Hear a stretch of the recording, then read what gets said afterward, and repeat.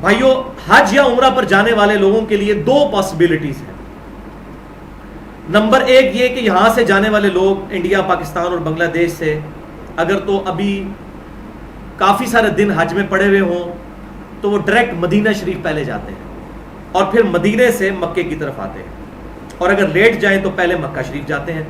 دونوں صورتوں میں جو میقات آئے گا وہاں پر پہنچ کر ہم نے احرام باندھنا ہوگا. میقات جو ہے، یہ میقات کی ٹرمنالوجی کو، اصطلاح کو سمجھ لیں. میقات اس جگہ کو بولتے ہیں کہ جہاں سے آپ احرام باندھے بغیر آگے نہیں جا سکتے اگر آپ کی عمرے اور حج کی نیت ہے تو. حج اور عمرے کی نیت نہیں پھر جا سکتے ہیں. یہ جو فقہ حنفی کے اندر یہ من گھڑت مسئلہ لوگوں نے داخل کر دیا کہ جی واجب ہو جاتا ہے جو میقات کو کراس کرے کہ اس نے عمرہ کرنا ہی کرنا ہے. بھائی جو عبادت خود نفلی ہے وہ واجب کیسے ہو سکتی ہے؟ اور اس کا ثبوت، یہ کریٹیکل بات تھی، میں حدیث کا ریفرنس دینے لگا ہوں. صحیح بخاری میں انٹرنیشنل نمبرنگ کے مطابق 1846 نمبر حدیث ہے، اور صحیح مسلم میں 3309 نمبر حدیث ہے. امام بخاری نے اس میں باب باندھا ہے کہ احرام کے بغیر مکے میں داخل ہونے کا جواز اگر حج اور عمرے کی نیت نہ ہو تو.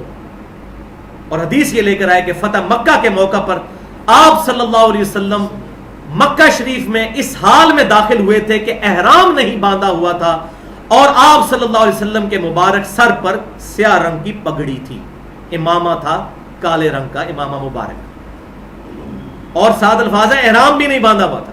پگڑی باندھنا خود بخود ہی اناؤنسمنٹ ہے، کیونکہ پگڑی تو احرام کی حالت میں نہیں باندھ سکتے، لیکن شکر ہے دونوں الفاظ موجود ہیں، ورنہ تو مولوی بیچ میں گھس جاتا کہ جی پگڑی کا ذکر ہے احرام کا تو نہیں، اس میں الفاظ ہے بغیر احرام کے داخل ہوئے. لہٰذا یہ اس بات کا ثبوت ہے کہ جس کی حج اور عمرے کی نیت ہے وہی احرام باندھ کے جائے گا، ورنہ میقات کو کراس کرتا ہے تو کرے، کوئی عمرہ اس کے اوپر فرض نہیں ہے. تو جو لوگ یہاں سے ڈائریکٹ مکے جانے والے ہیں، ظاہر ہے کہ میقات تو آئے گا جہاز میں بیٹھے ہوئے، ہوائی جہاز کے اندر. اب کیا کریں؟ تو ایئرپورٹ پر جانے سے پہلے حاجی کیمپ میں ہی غسل کر سکتے ہیں، یا ایئرپورٹ پہ بھی غسل کرنے کا سلسلہ موجود ہے، کوئی پرابلم نہیں ہے. وہ میں آگے بتا بھی دیتا ہوں سٹیپس جو آئیں گے ان میں. بہرحال یہاں سے احرام باندھ لیں، لیکن کپڑے احرام کے جو باندھنے کے بعد نیت نہ کریں، صرف احرام باندھ لیں. انما الاعمال بالنیات، اعمال کا دار و مدار نیتوں پر ہے. ویسے بھی اگر یہ کوئی لباس احرام پہن لے تو وہ کوئی اس وقت احرام والا ڈکلیئر نہیں ہو جاتا جب تک کہ نیت نہ کرے، کیونکہ آپ صلی اللہ علیہ وسلم کا تو عمومی لباس بھی یہی تھا، کبھی کرتا اور نیچے تہمد، اور کبھی تہمد اور اوپر چادر. یہ عام لباس بھی تھا آپ صلی اللہ علیہ وسلم کا. تو میقات سے پہلے پہلے جہاز کے اندر جب آپ مکے کی طرف جا رہے ہیں، مدینہ شریف جا رہے ہیں، پھر تو پرابلم ہی کوئی نہیں ہے. پھر تو آپ بسوں میں آئیں گے تو میقات جب آئے گا وہ بتا دیں گے، وہاں پر غسل خانے بہت زبردست بنے ہوئے ہیں، وہاں پر بڑی آسانی کے ساتھ احرام باندھا جا سکتا ہے. یہاں پر احرام باندھ کر بیٹھ جائیں ہوائی جہاز میں. تقریباً 20-25 منٹ پہلے ہوائی جہاز میں اناؤنسمنٹ ہوگی کہ میقات آنے والا ہے، لہٰذا سب لوگ اپنی اپنی نیت کر لیں. پھر جہاز میں لوگ اپنی نیت کر لیں گے، اور نیت کے الفاظ بھی آگے آ رہے ہیں، میں بتا دوں گا کیا ہے.